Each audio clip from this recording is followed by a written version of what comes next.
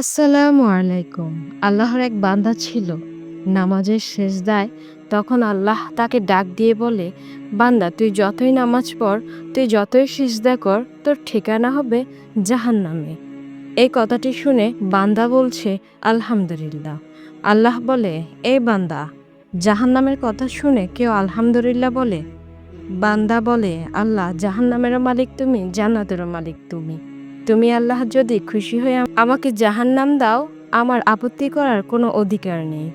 আল্লাহ বলছেন, বান্দা, জাহান্নামে গেলে তুই পুড়ে যাবি, তোর কষ্ট হবে।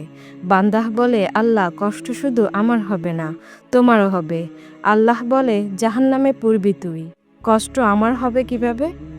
বান্দাহ বলে, আল্লাহ, মায়ের কোলে সন্তান যদি পানিতে পড়ে যায়, তাহলে দুনিয়ার কোনো মা যেমন দূরে দাঁড়িয়ে থাকতে পারে না, দৌড়ে গিয়ে বাচ্চাকে কোলে নেয়, আমার বিশ্বাস ওই মায়ের চেয়ে কোটি কোটি গুণ দয়া তোমার বেশি।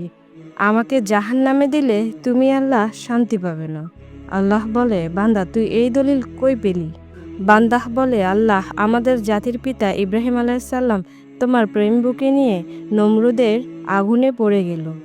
তার আগেই তুমি বলে দিলে, কুলনা ইয়া নারকুনি বারদা ওয়া সালামু আলা ইব্রাহিম। আমার দিকে তাকিয়ে দেখো, আমার কলিজা ভরে শুধু তুমি আছো, আর অন্য কারোর জায়গা নেই। আল্লাহ বলে, বান্দা, আমার প্রেমের ভক্তি নিয়ে যদি কেউ জাহান্নামেও যায়, আমি জাহান্নামকেও জান্নাত বানিয়ে দিব। সুবহানাল্লাহ।